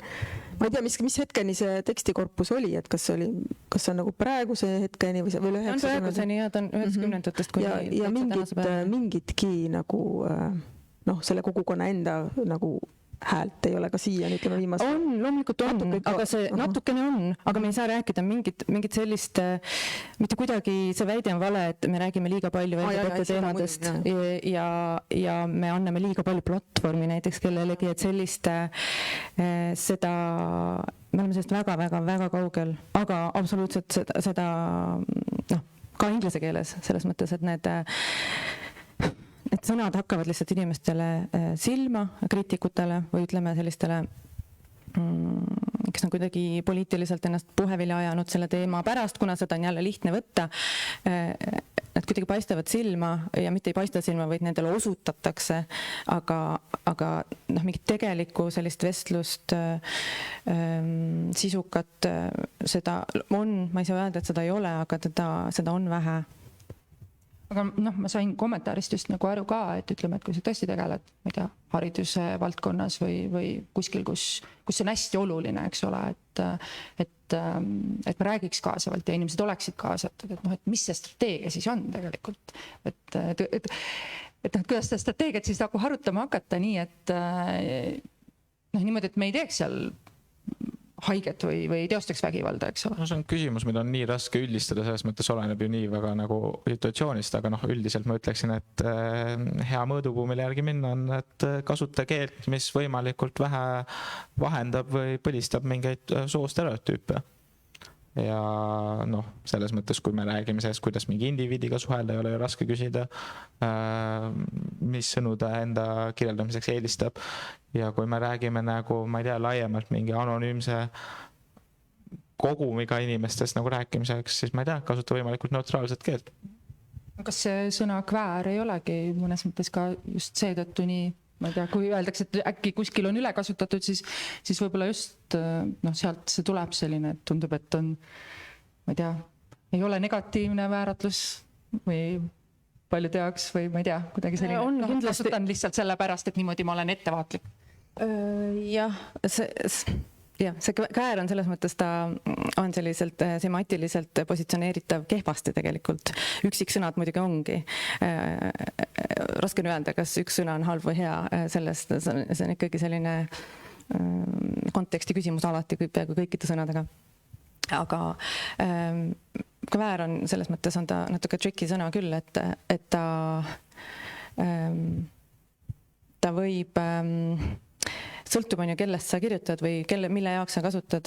Et kui minu see üks nõuanne oleks, siis ma ei võrdsustaks seda LGBT pluss selle nagu sildiga või sellise lühendiga, et ma ei paneks neid omavahel sünonüümsesse seisu, et neil on kattuvused, aga see kväär on pigem kasutusel laiemalt lihtsalt ja selle piirid on hägusamad. Ja ta võib tõesti neid mingisuguseid poliitilisi positsioone markeerida inimesel ja kui sa asetad ta selle katuse alla, siis tal ei pruugi olla lihtsalt neid, ta ei pruugi ise samastuda selle kväärisõnaga või selle ideega, mis tema jaoks sellel sõnal on. Ma mäletan, et kui ma küsisin sellelt sõbralt, et mis on siis tema jaoks, ta on ülivarune inimene, milleniaal on ju, et mis on selle sõna tähendus sinu jaoks, miks sulle meeldib, ka sinu seos selle artikliga on ju, et tema jaoks see sõna nagu just eesti keeles nagu seostub selle sõnaga väär. Ja siis me pikalt rääkisime sellest, et kuidas ta nagu see väära positsioon ka, et seal on see hea fuck you on ju, mis ongi vajalik sellele nagu sellise iganenud ja kitsale on ju, aga teistpidi nagu selline nagu teisendamine on ju, et sa oled see teine, eks, et sa oled kuidagi vale on ju väär, kuidas sa käid, kus sa oled, mida sa tahad, eks, identiteet nagu selle terviklikkuses on ju. Ja see tuli selles artiklis ka minust välja nagu ühe sellise levinud probleemina nagu selle sõna kasutamisel. Aga see kväär on mõeldudki olema probleem, et seda kväär tahab olla probleem, aga jah, ma ei tea, vastake teie sellele küsimusele. No see on tuletatud sõnast väär. Jah. Ma ei tea, kuidas see kogukond ennast ise tahab defineerida, kuidas nad ennast tutvustavad, mida nad e-mailis alla kirjutavad, et peaks seda vaatama, et äkki on juba mingit traditsioonid tekkinud, ma lihtsalt ise seda ei tea. Aga tõesti neid LGBT kogukonda uurides või kuidagi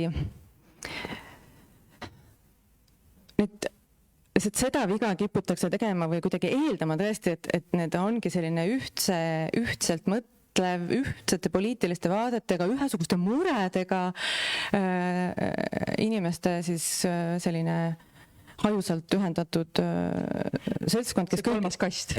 Jah, et lihtsalt see, et ta ei ole kindlasti. Seal on kattuvusi inimestel, miks nad tunnetavad selle osana. Näiteks minule ka on öeldud, et inimest, keda mina võiksin ju kategoriseerida LGBT gruppi, mulle on öeldud, et ma kindlasti ei ole see. Et lihtsalt tuleb oma selles kirjutuses siis olla täpne, et keda sa siis ikkagi mõtled selle all. Muud nõu ei oskagi anda. Täna on grupiõpetajatega koos, ütles neile täna praegu Pride nädal Tartus on ju. Ja ma nägin, kuidas õpetajatel hakkas tulema mingi lugu, siis must pooltel oli nagu mingi perekonnalugu, oma sõprade lugu, kes ütles, et nad tulevad ka Pride-üritustele, aga ma nägin, kui huvitav oli see, et kuidas inimesed otsivad keelt, kuidas üldse rääkida sellest, et kõik kardavad eksida mingil moel. Mis on tegelikult vajalik, see on vajalik, see hirm, ma arvan. Aga teistpidi, nagu ma nägin, et see mingil moel hoiab mind tagasi tegelikult kuidagi sellised kuidagi heast ällenesest, nagu et see oli kuidagi nagu selline varjutatud, looritatud see ja mulle tundus, et see nagu jääb keelata peale. Ma arvan, et hirm ei ole mitte mingil juhul vajalik, et ma arvan nagu see nagu policing gender on nagu problemaatiline ükskõik kummalt poolt see tuleb, kas on niisugune heteronormatiivsest perspektiivist, et meil on see ettekujutus, et see peab mingi, ma ei tea, nendesse ideaalsetesse kastidesse või sõnavaradesse mahtuma või teistpidi ka, kui see on nagu et selles mõttes hirm ei too siin igal juhul midagi positiivset, et kuna see ongi kõik nagu väga temporaalne ja pidevas muutumuses, siis nagu see keel muutub ka ja me muutume koos sellega ja keel loob meie reaalsus mõjutab keelt, et bla bla bla, aga No ma ise kuidagi tajunud just viimasel ajal selle kvääri jutu sees ka seda, et üha rohkem on neid inimesi, kes tunnevad ennast selles jutus hästi,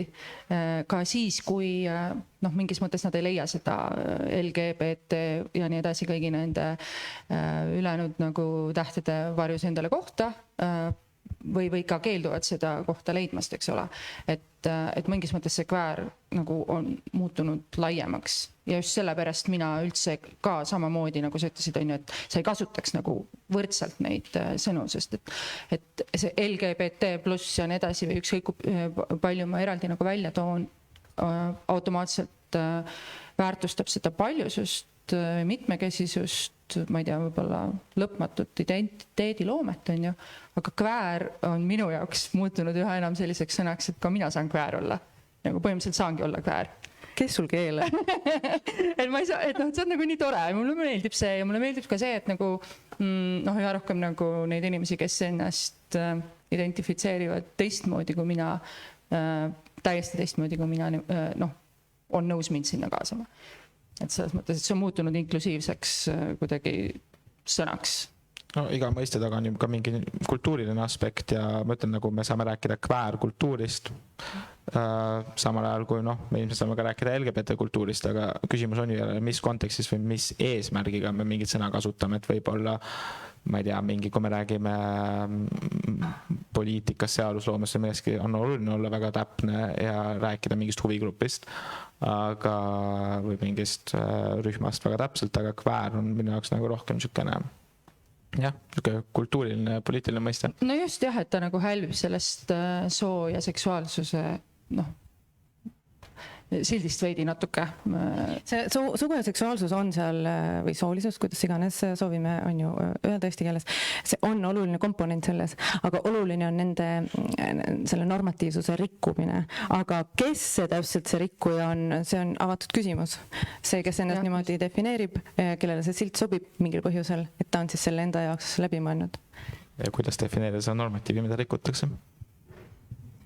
Ma vaatan, mis see kell on.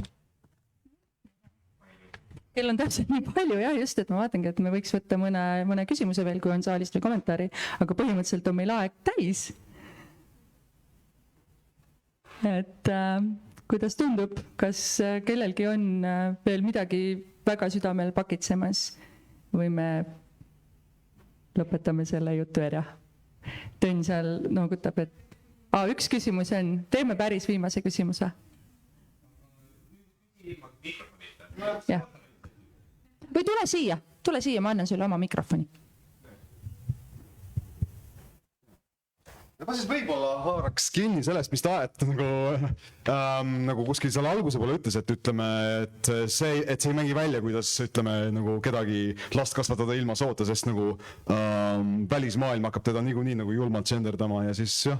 No mul enda on ka ütleme olnud nagu sellist kogemust, et ikka nagu kiputatakse mind niipidi või naapidi nagu lahti, et vahel oleks nagu üldse segada, siis ma ütlen, et paljudel inimestel vist ongi nagu mingisugune kalduvus, ütleme nagu, ma ei tea, see on vist mingi pattern recognition, ehk siis nagu mustrite nagu tuvastamine või kuidas seda parem oleks eesti keeles nagu nimetada, et jah, et ma võin ju endalast teha nagu mingi selfie, kus ma nagu eriti hästi nagu pääsin, aga siis nagu keegi paiksoline mees ikkagi hakkab targutama, et siis oled ikka need näojooned niipidi ja naapidi ja järelikult sa oled ikka nagu sünni poolses tuvastatav, ükskõik kuidas ma ka ennast ei presendi ja siis ma mõtlengi, et jah, et ma täitsa usun, et paljud sellised paikselised inimesed nagu armastavad mõelda, et nad on ilgelt ratsionaalsed ja see on lihtsalt mingisugune orgaaniline nagu mustrite nagu äratundmis nagu võime, aga eks ta on natuke võib-olla ka nagu sotsiaalselt nagu kuidagi nagu mõjutatud ja meid ikka on julmalt nagu kallutatud nagu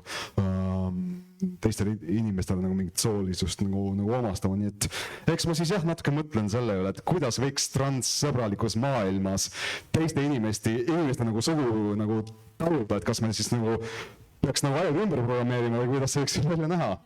No mingil tasandil ma nagu mõistan, et ütleme, kui ma näen kedagi, kes on võib-olla sooliselt mitmeti tõlgendatav, siis mina olen nagu põhimõtteliselt nagu omaks võtnud ja mõtlen, no minu jaoks ongi nagu huvitav, aga lihtsalt paljud paikselised inimesed ise nagu räigelt dogmaatilised selles osas, et kas sa oled mees või naine? Okei, ma nüüd annan järje edasi. Ei, no see ongi täie sellest, et me oleme, meil on mingid mõtlemise tööriistad, eks, et me olemegi harjunud mõtlema inimestest vähemasti, ma ei tea, minu põlvkond küll, et väga palju variante nagu ei olnud, eks ole, kunagi ammu. Aga ma arvan, et seda ongi võimalik muuta, et me ei pea seda niimoodi tegema. Aga see võtab natukene aega ikka, aga... Ja te peaga olema niimoodi, et mul on endal mingisugune ettekujutus, et mulle meeldivad need ja siis ma surun nad kõik sinna vahemikku selleks, et öelda enda kohta, et mina ei hälbi mitte kuskilt, mitte kuidagi. Eks seal on nagu natuke ka sellist asja taga, et kuivõrd me julgeme ise vabad olla. Aga ma arvan, et tänan teid kõiki, tänan eeskätt kõnelejaid. Suur aplaus neile, palun.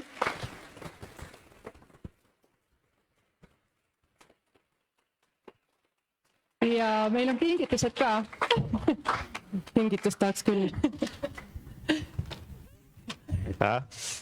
Oi.